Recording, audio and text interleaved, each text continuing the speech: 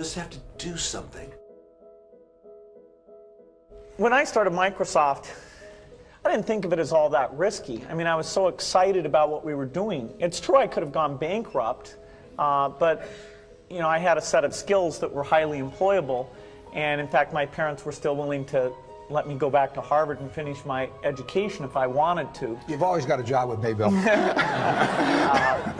And the thing that was scary to me wasn't quitting and starting the company. It was when I started hiring my friends and they expected to be paid. And then we had customers who went bankrupt, customers that I counted on to come through.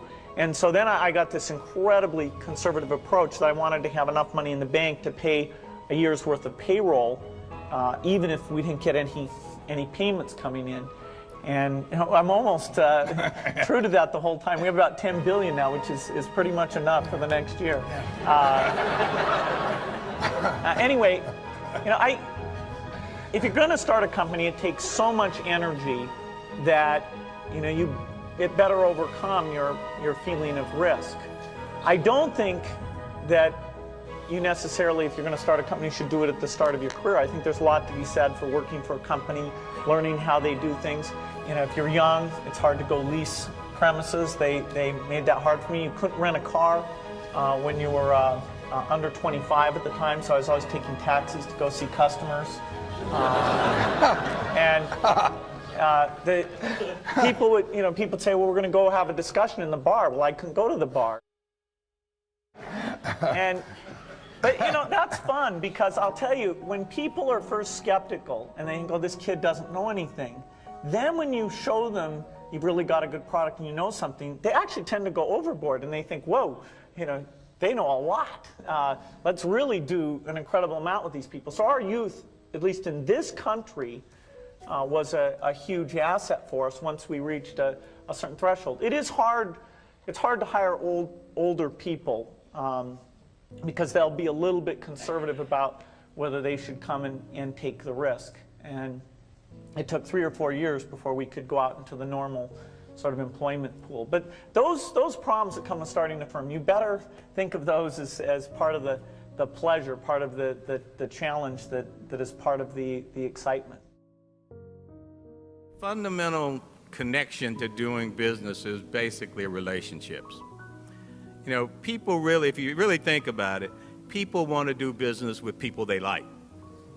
I mean, every now and then you'll do a deal with the devil, but you don't really like the devil, but you have to do it sometime. But you'd really much rather do business with somebody you like, somebody who shares your values, somebody who you know is committed to the same objectives you are, somebody who's willing to work as hard as you are. And when you find those people, those are the people you want to bring under your tent to be part of your business objective. And you've got to do that by, you know, sort of presenting yourself in a way that people clearly understand that you are committed to creating value. Business people want to create value. It doesn't mean they don't want to have fun, doesn't mean that they don't want to be involved in other kinds of things, but if you can go to someone and convince them that I can help you create value, and by your ability to articulate that and to communicate it, and to give people the impression that you will work as hard as they will to create that value, you're going to find people wanting to come to you. And so for me, it's sort of been like that throughout my whole career, is being able to say to people and talk to people in a way that convinces them that I am going to do everything I can to help make what they want to achieve a success, and by extension, I'm going to be a success. When I started BET, the guy who invested in BET is a guy named John Maloney. He was at that time the operator of the third largest cable company in Denver, Colorado. And he kept investing money into BET without taking additional equity. And as BET became a big success, you know, I ended up with about 75% of the company. He ended up with about 25% of the company. And one day I asked him, I said, John, you put over $500,000 in BET on the startup. You put it in as debt. You didn't put it in as equity, which would have given him greater ownership. I said, why'd you do it that way? And he said, Bob, I always knew you would work harder for yourself than you would for me. And it was that kind of commitment. So if you can convey to people that you're willing to work hard for them and for yourself, you've got a business partner. You're connecting the dots. Well, you get there through, one, believing in yourself. As you know so well, when we started, we had $700, made it day-to-day barely, but we believed what we did was the very, very best. And it goes on the premise, if you realize that you're going to run across a lot of rejection. I say this time in and time out. Be prepared for the rejection, no matter how bad it is. Don't let it overcome you or influence you. Keep on going towards what you want to do, no matter what. No matter whether your bills are paid, not paid, someone says no 1,000 times. Again, go back to be as enthusiastic on door number 100 as you were on door number 1. But believe in yourself. And it's really all about knowing you have a great service or a great product that'll put you in the reorder business. So you're never selling, you're trying to get it in someone's hands, whether it's a service or a product, knowing it's so darn good that they're gonna wanna order it again or tell a friend about it to order it. And that's the real secret there. A lot of us are in the circumstances when it's starting where there ain't no plan B. Shit gotta work. If it don't work, what's gonna happen? You know, so if you're in that point and position, you go, what's working? And you start to get influence or you sway to what's actually working at the moment.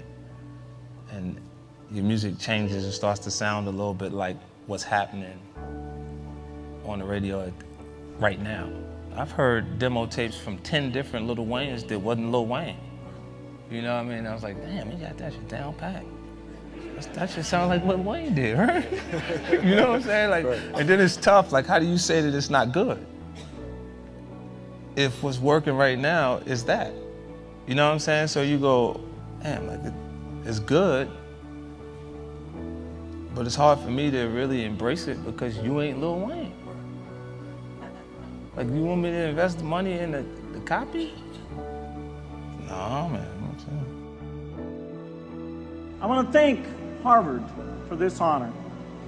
I'll be changing my job next year, and it will be nice to finally have a college degree on my resume. I applaud the graduates for taking a much more direct route to your degrees. For my part, I'm just happy that the Crimson called me Harvard's most successful dropout.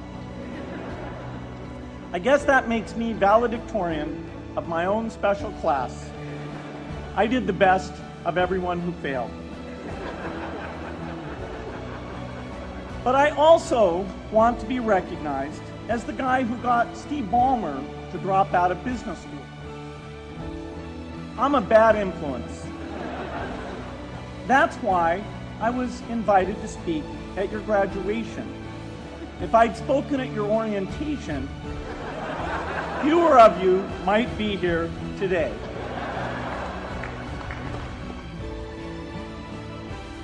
One of the key components of growing a business is getting the necessary capital to grow. So if you start off where you own 100%, but you need more capital to grow the business, you may have to sell off 20%, 30%, depending on how you look at the business needs. Don't fear that. Don't be afraid about the notion that you might fall below 51% and therefore not be minority owned. Because being minority owned is the culture you set, is the focus you set, it's the service you make to serve the minority community, and it's your commitment to do what you can do best within the minority community. Keep in mind, if you go back to J.P. Morgan Chase, Jamie Dimon probably owns less than 0.005% of Chase. Right, he's the CEO. He's the CEO. But no one will ever question whether or not he's in charge of Chase. But he's brought in capital as a publicly traded company to grow that business. So whether you get money from outside investors or whether you get money from friends or family, don't be afraid to take on capital, sell shares or restructure debt or trade preferred or common, whatever it is, because the notion is you want to be in charge of a growth company, if that's what you want to be, a company that can go to scale, a company that compete, and you need capital to grow. So if you want to stay above 51%, by all means, if you can do it and don't sell your equity off, do it. But if you have to, because you got a great strategic partner that could bring something to the table and they want to be an equity player, and you end up with 50 or less than 50, you're still the CEO, you're still setting the vision for the company, you are achieving what you set out to do. And I think that's very important to understand, because we can't get to scale without growth capital. I've been homeless twice in my life, and when you're down and out, it's not an easy thing. The first time I was homeless, I was 23 years old. Second time is when I started John Paul Mitchell Systems, and I was in my 30s. And started thinking how bad things are, and oh my God, things are bad. How do I exist in this bad situation? I looked at, how do I get out of it? One time, I had no money, had a car that had a broken radiator, had to keep on putting water in it, but I would go around collecting old soda pop bottles, take them in, 2 cents for a little one, 5 cents for a big one, get some money, and look for part-time jobs no matter what they paid. I wanted to get out of it. I didn't want to be, okay, I'm going to have to stay this way for a while, how do I survive? I look at how I got out of it, and by gosh, you can get out of it. America does work. You just have to do something. I was ready in '97. Right. And I didn't have a major record company marketing to promote my project till 2003. Right. You know, so for that time period, I had to run on my own energy. You know, I had to convince myself that I'm gonna make it. You know, regardless of how people felt at that time. And what it does is it makes you feel like, well, it made me feel like there's gonna be points that people are gonna mistake my confidence for arrogance, because they don't understand the process I went through. Mm-hmm. And how much I had to believe in myself in order to make these things happen. I feel like you can will yourself into a good space. Mm-hmm. Like, things that are meant to happen will. And if you believe in yourself enough, you can help yourself learn. You can inspire, yourself in different ways where you can actually discipline yourself. Mm-hmm. To the point that you can become good enough. Like from '97, like when I started writing, it was full time. Like every day I was writing music, because I had no choice. If I was gonna stop hustling, then how was I gonna provide or continue the lifestyle that I created for my son's mom, my son, and myself? Mm-hmm. We didn't grow up with the sense that where we were was where we were going to be. We grew up with the sense that where we were almost didn't matter, because we were becoming right. something greater. I'm in meetings a lot. My calendar gets very full with those, and then at night, after the kids have gone to bed, I'm on email a great deal. I get messages during the day. That's my chance to give long responses. And then over the weekend, I send a lot of mail as well. I take 2 weeks a year to just go off and read and think, where I'm not interrupted by work or anything else. I'm just solidly trying to think about the future, and people get to send me things to read as part of that so-called Think Week. So it's a nice mix of things. About 25% of the time that I'm out traveling around, meeting with customers, Europe, Asia, and that sort of helps me think, okay, do we have the right priorities? What are people responding well to, and what would they like to see us do better? I may not be smart, but I'm not stupid. So I got the check first. And then I said, John, I've never started a business. What advice can you give me? But I had a check by then. He said, Bob, get your revenues up, keep your costs down. Okay. That was my 501 business school class. Mm-hmm. And ever since that time, every business I start, revenues up, costs down. Mm-hmm. That's what I do. All right, thank you. Big businesses where you can get your revenues up, keep your costs down. And if you can find a recurring income stream, like a cable company called BET, the guys pay you, the cable operators pay you for the programming, the advertisers pay you to advertise within the programming, and the record companies give you the videos free, you'd have to be pretty dumb to lose money on a business like that. So it's a combination of, one, the product, but you could also have the best product in the world, but unless you tell people about it, get them to use it, it's just going to sit there. So it's a combination of a couple of things. One, that product was exceptional. Same with Patron Tequilas, Paul Mitchell, or John Paul Pett. Exceptional product. But then one must do what those that maybe aren't quite as successful, don't want to do, whatever it takes. Work 7 days a week from early morning till late at night. A lot of rejection comes your way, overcome that rejection, and know that what you have is so good, eventually you'll get through it. Eventually you'll get in the reorder business. These are the things you go through make you who you are. So I don't regret those things. I don't regret them because I don't think I'd be who I am today if I wasn't exposed to those situations. If you ask me, would I, those are unfortunate situations that I've had to experience. And if I had a choice, I would have definitely went in a different direction. I might have wanted to go to school for business instead of having to go through this portion of my life. There's a concept that I don't want to be an icon. I want to be an idea. You know, I want to represent an idea. I want to represent possibilities. I want to represent magic, right? That you're in a universe and 2 + 2 = 4. 2 + 2 only equals 4 if you accept that 2 + 2 = 4. 2 + 2 is going to be what I want it to be. You know, and there's a redemptive power that making a choice has, you know, rather than feeling like you're at effect to all the things that are happening. Make a choice. Like, you just decide what it's going to be, who you're going to be, how you're going to do it. Just decide. And then from that point, the universe is going to get out your way. It's like, it's water. It wants to move and go around stuff, you know. So for me, I want to represent possibilities. I want to represent the idea that you really can make what you want. One of my favorite books is The Alchemist, Paulo Coelho, and I just believe that. I believe that I can create whatever I want to create. If I can put my head on it right, study it, learn the patterns, and you know, it's hard to put into words, real metaphysical, esoteric nonsense, but I feel very strongly that we are who we choose to be. Key to building relationship and so-called connecting the dots is make your friends before you need them. And that means that first impression, that first interaction you have with somebody is sort of like a stamp of approval.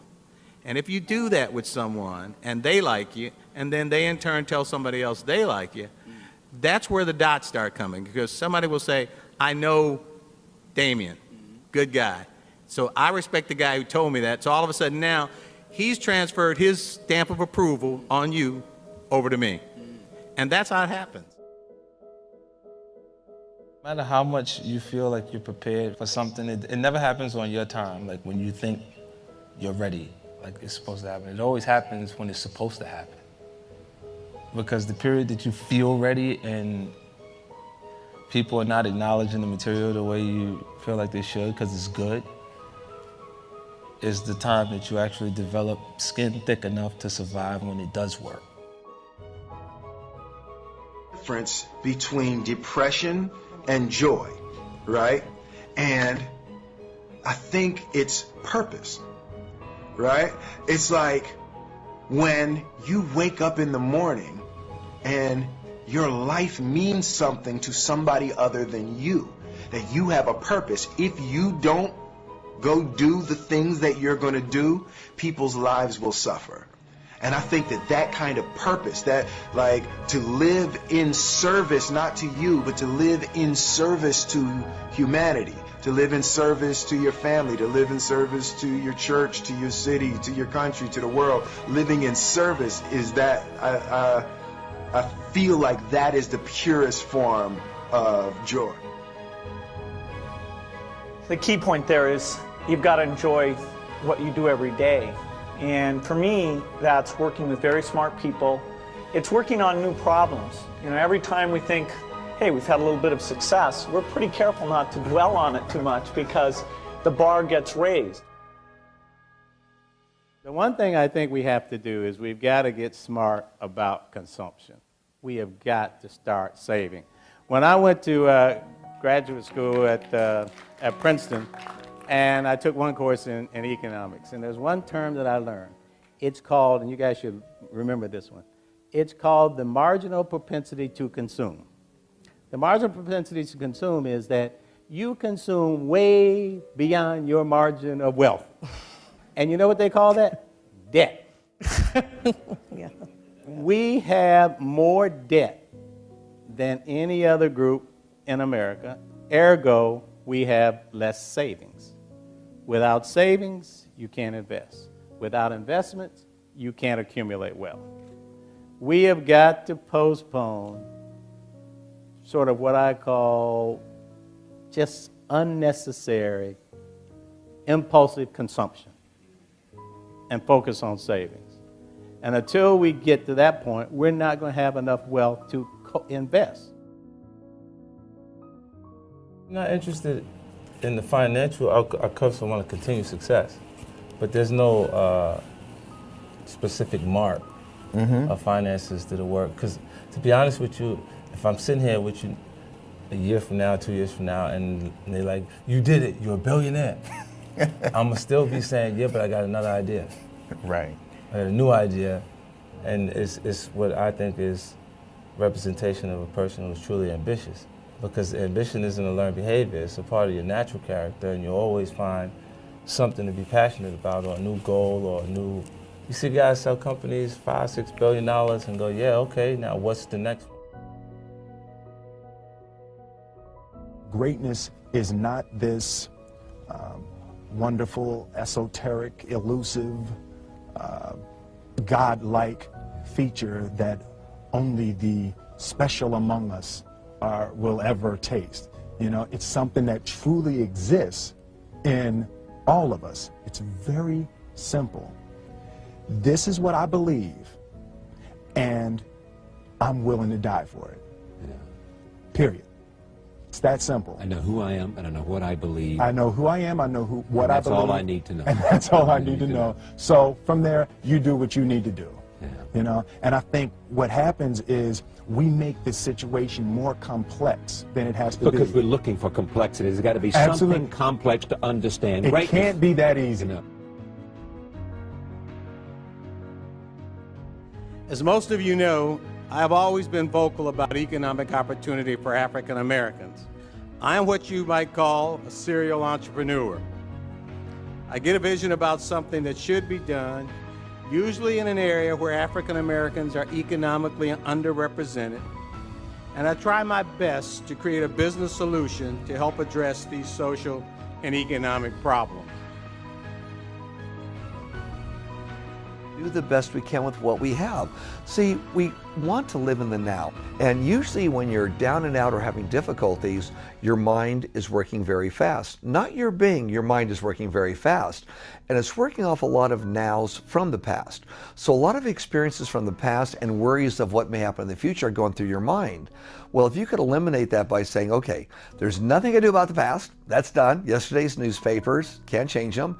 And who knows for sure what's going to happen in the future. Let's be here right now, take what resources we have right now, act upon them, and act towards a good future goal. So you were actually going along the street trading in, bottles to get a nickel a piece? Oh, yeah. Yeah, in those days, actually it was the second time I was homeless, okay? But in those days, you got 2 cents for a little pop bottle, 5 cents for a big one. In every grocery store and every liquor store, you would just bring them to them and they give you the money. And you do what you have to exist if times are lean. But at least this nation affords us that opportunity. If you know where you're at, well, how can I best make it to survive? Not, oh, poor me. How do I entrench myself for long-term survival? It's how do I survive right now and get myself to the next step? That's the attitude you have to have. I'm a rapper. Entrepreneur, a person that has doesn't see limitations. I'm a person who has high expectations of myself, and when I actually start to look at some of the things that I've accomplished, and I become a little more interested in my legacy, like what people remember me as is what made it more important that I involve myself in philanthropy. Because the people that resonate the strongest in their absence have done more for people when they were actually in good positions. The road to success is through commitment and through the strength to drive through that commitment when it gets hard. And it is going to get hard, and you're going to want to quit sometimes, but it'll be colored by who you are and more who you want to be. I definitely found that wanting to be an actor stems from wanting to be somebody. I talked to my dad, I talked to Warren, I talked to my wife Melinda. So I have enough people that know me and actually know where my judgment isn't its strongest, where I might get overexcited about something or, forget to think about something. And so they're good at correcting, particularly Melinda, good at correcting whatever those blind spots are. And I think it's good to encourage your friends and advisors to really give them that license. I can go to a party and forget to say hello to various people or something. That's a very minor example of my blind spots. Not to the hostess. Well, Melinda would help me do that. Yeah, she would, so, yeah. So, a small number of people that you can turn to on certain key things is a great asset. I mean, if you're running the same business as somebody else, the first thing I would do is sit down and talk about, can we merge and get the scale? That's the first thing I would do. There's no way in the world, if I were running a company, let's say I was in the security business, providing security to companies. And then there's another guy named Fred who had a security company, and another guy named, a person named Mary who had a security company. 3 security companies all vying for the contracts. I would say, why don't we merge, get the scale, reduce our overhead costs, and go out and become the preeminent security firm in the city of Charlotte. There's no way in the world I would be competing against that. That's the first thing I would do.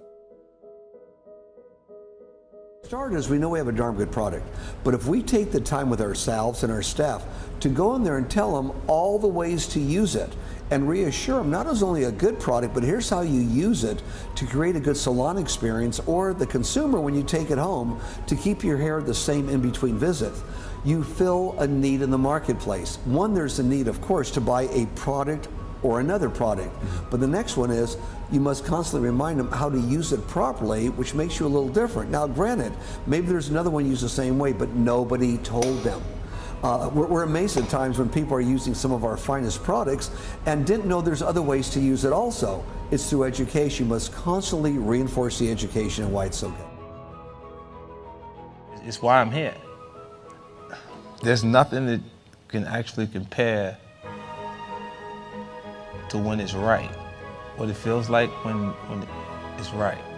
The music is just dead right, and it's like that energy that's there, man, it's a special kind of high that you get addicted to, and you'll chase it for the rest of your actual career. When you feel that feeling, whether it's your first album, second album, third album, just the single, because a lot of artists have a career long enough for one song, but when you feel what that feeling is, you ain't gonna replace it. Only thing that I can see, and you can never really look at yourself, the only thing that I see that is distinctly different about me is I'm not afraid to die on a treadmill, right? I will run. You would not be outworked. I will not be outworked, right? Period. Yeah. You might have more talent than me, you might be smarter than me, you might be sexier than me, you might be all of those things. You got it on me in 9 categories. But if we get on the treadmill together, right, there's 2 things. You're getting off first, or I'm going to die. It's really that simple, right? So let's go back to the question about what if people block me out. It's going to be 2 options. I'm going to get back in or I'm going to be dead. Yeah. Right? It's like, you're not going to outwork me. It's such a simple, basic concept. It's the guy who is willing to hustle the most is going to be the guy that just gets that loose ball.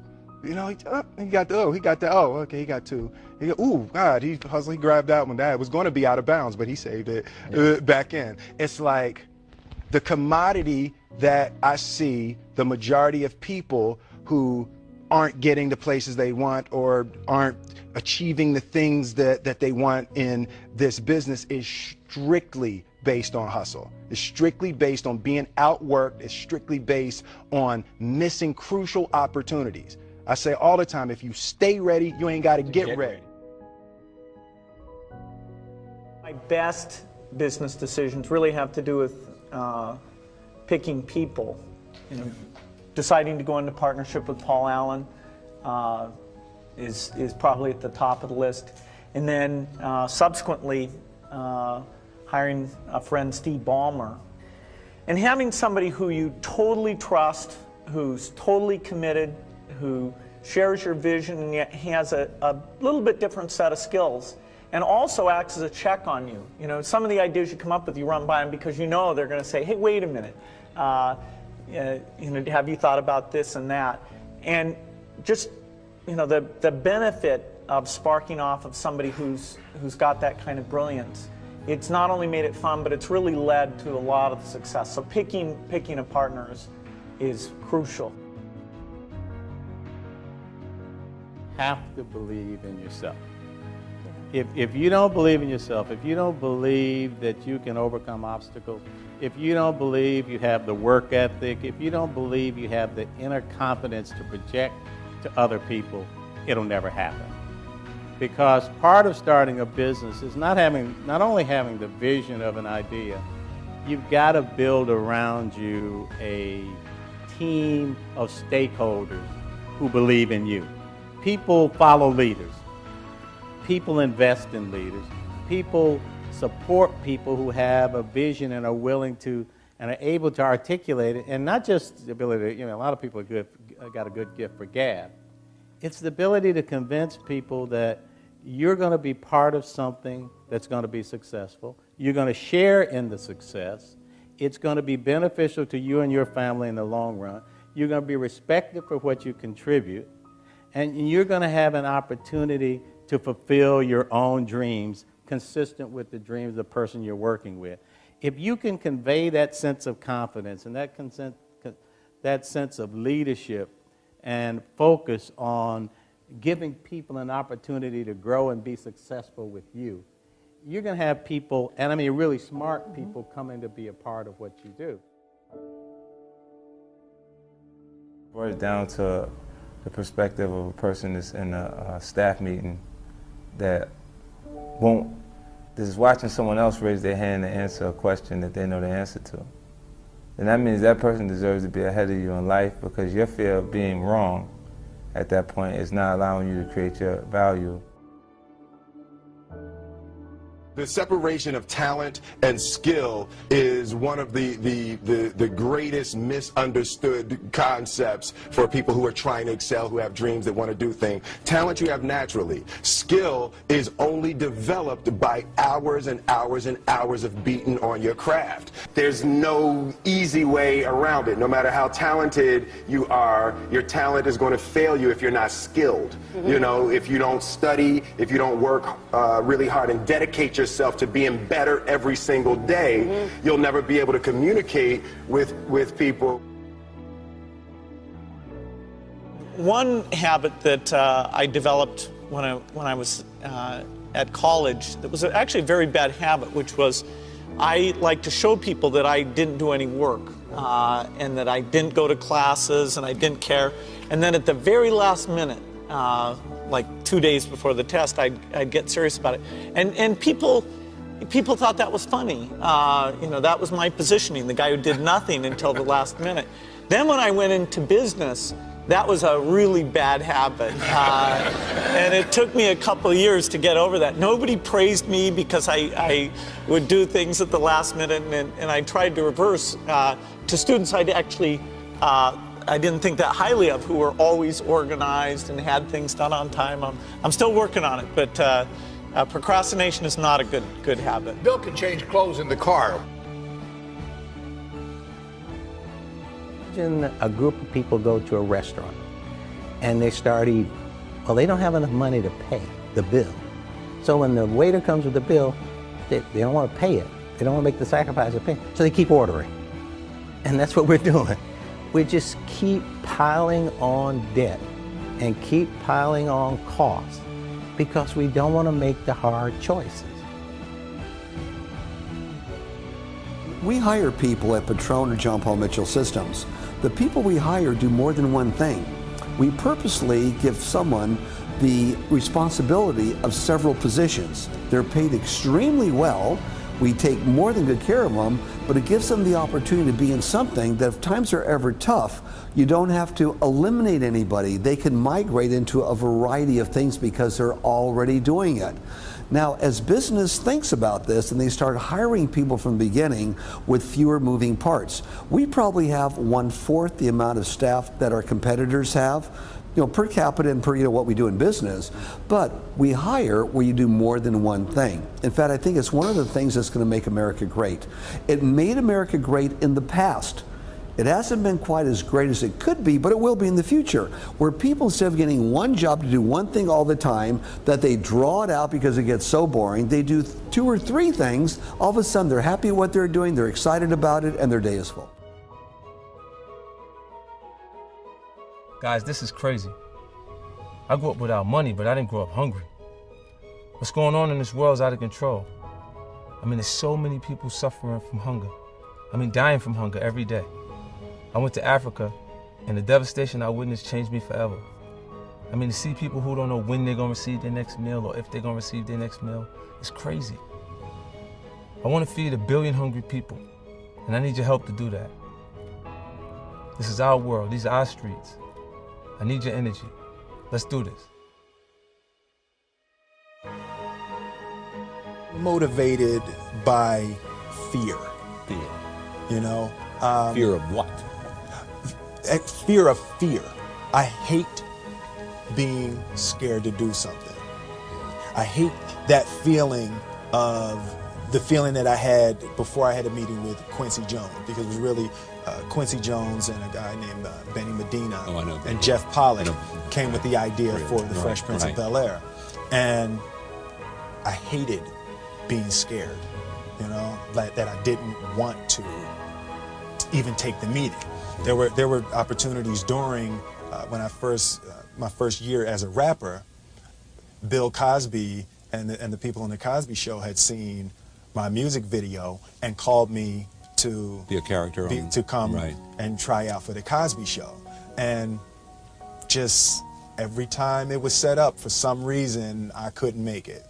The fear of fear. The fear. I just hated that, being scared to do something. And I think what developed in my early days was the attitude that I started attacking things that I was scared. Look at businesses who can provide support to your business at a cost below what you're paying somebody else. And if you don't have the money for that, but it'll help you jumpstart your business, give them equity. Trade equity for the service provider. It happens all the time. When I started BET, I needed cable distribution. Some of the cable, Time Warner, at that time said, yeah, we'd like to be an investor, but we also want equity. We'll give you our carriage, but we want equity. And that's another way to build a relationship. Doesn't take capital, just you got to have confidence, but when you provide a service, that service is going to help this business grow. Your 10% equity, whatever the trade is going to help you grow. Long-term entrepreneurship is liking what you do, who you do it with, and who you do it for. If you're not having fun, then you're only in business to make some money. I still work. I work every single day, but I love what I do, so I have fun. So it became a lifestyle. When you're working, it becomes work. It's not fun. When you're working becomes part of your lifestyle because you like it, it's fun. I look forward to calling on salons. I look forward to walking in some place and say, thank you for using Paul Mitchell. I look forward to walking into a cocktail lounge. Wow, thank you for having Patron on the menu. To people in the hip hop industry, thank you for singing about Patron. In the country and western industry, thank you for doing this. In other words, I like it so much that I appreciate so much also the people that like it too. It's a lifestyle and it's a good one. So if an entrepreneur can make a lifestyle that they like with the people they want to deal with part of their business, it'll be long-term and it will prosper because you are having fun. Everyone wants to have fun. The things you go through make you who you are. So I don't regret those things. I don't regret them because I don't think I'd be who I am today if I wasn't exposed to those situations. If you ask me, would I, those are unfortunate situations that I've had to experience. And if I had a choice, I would have definitely went in a different direction. I might have wanted to go to school for business instead of having to go through this portion of my life.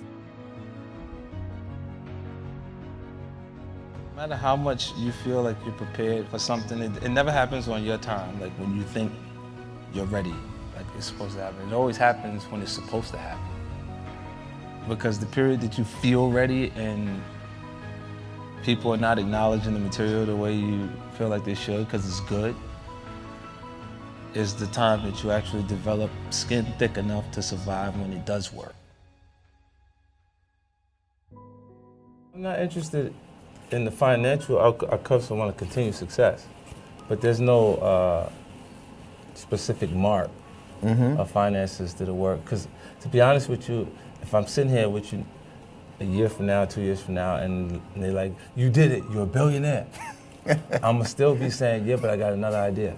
Right. I got a new idea, and it's what I think is representation of a person who's truly ambitious. Because ambition isn't a learned behavior, it's a part of your natural character, and you'll always find something to be passionate about, or a new goal, or a new... You see guys sell companies $5-6 billion and go, yeah, okay, now what's the next one? It's why I'm here. There's nothing that can actually compare to when it's right, what it feels like when it's right. The music is just dead right, and it's like, that energy that's there, man, it's a special kind of high that you get addicted to, and you'll chase it for the rest of your actual career. When you feel that feeling, whether it's your first album, second album, third album, just a single, because a lot of artists have a career long enough for one song, but when you feel what that feeling is, you ain't gonna replace it. It brought it down to the perspective of a person that's in a staff meeting that is watching someone else raise their hand to answer a question that they know the answer to. And that means that person deserves to be ahead of you in life, because your fear of being wrong at that point is not allowing you to create your value. Like, a lot of people have asked me, like, how do I get to this where I'm at? It's my belief. Like, I believe so strong, so crazy. It's like to believe, the power in belief. What do you believe in the most? God. I believe in God the most. And after that, myself. Talk about the doubt you've had in yourself. You're human.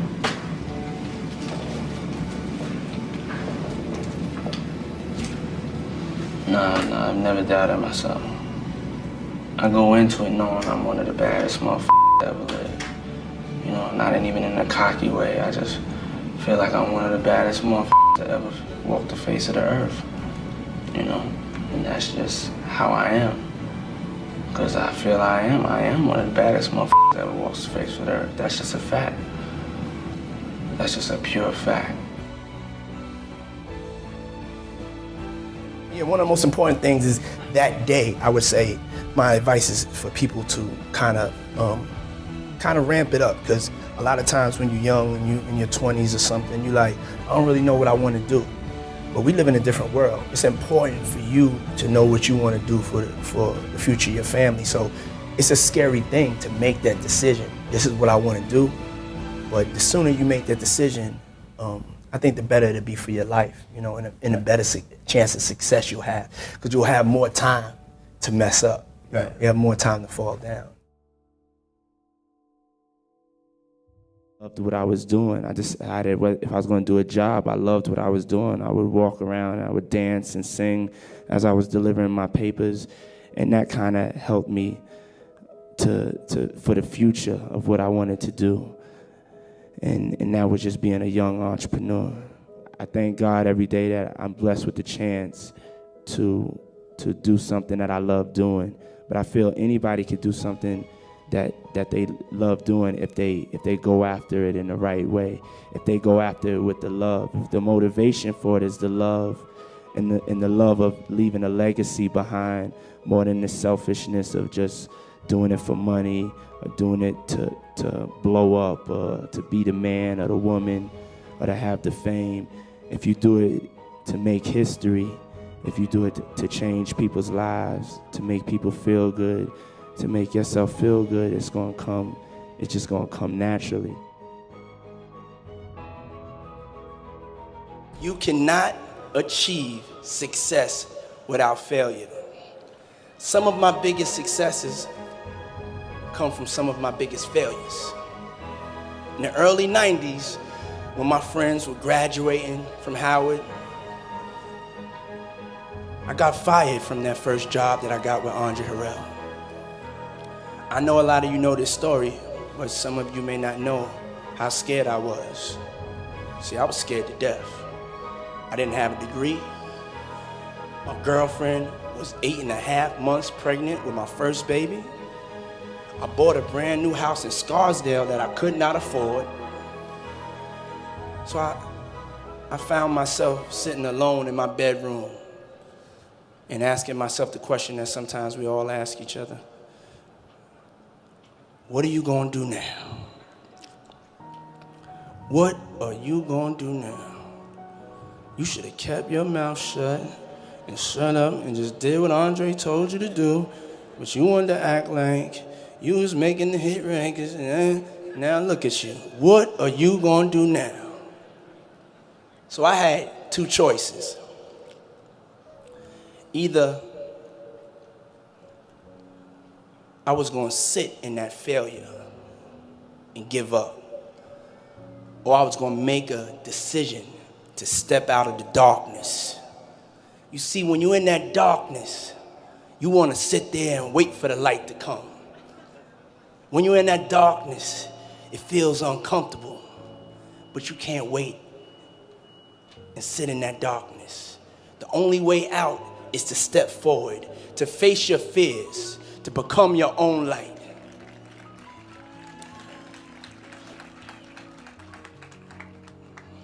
I had to make a decision. I had to decide to become my own light. I had to believe in myself like never before. I had to find my inner power. Now, I'm not gonna lie to you. There's gonna be a lot of times y'all about to fail. I'm still failing every day. We are all a work in progress. And one day, you'll be sitting in the dark like I was. And you're gonna be asking yourself, what am I gonna do now? Then you're gonna ask yourself again and slow it down. What am I gonna do now? But in that moment, I want you to remember the power of you. One of the things that I wanted to make sure that I also answered, you asked me a question earlier about fearlessness. Yeah. I remember you asked me this before when we were doing something in Cannes. And, you know, I told you, you have to be fearless. You know, you can't be afraid of anything. Right. And then, doing this cable network is probably, it's the hardest thing that I've ever done, yeah. Second to running a marathon, because I almost died running a marathon. So the Chicago Marathon was on Sunday. I'm glad you didn't come in. So, and I'll tell you that story another time when you have me back too. But, you know, so I'm in my office, you know, like a couple of months ago, and, you know, fear overcame me. Yeah. And I remembered that, you know, I'm fearless in a sense, but having some sort of fear is a part of fearlessness. Yes. So I think sometimes we don't tell that full story. People may not get it. It's all right to have some fears and some insecurities as you're going through it, but you have to push through that wall. It's almost like if there isn't a little bit of fear, then you can't be fearless.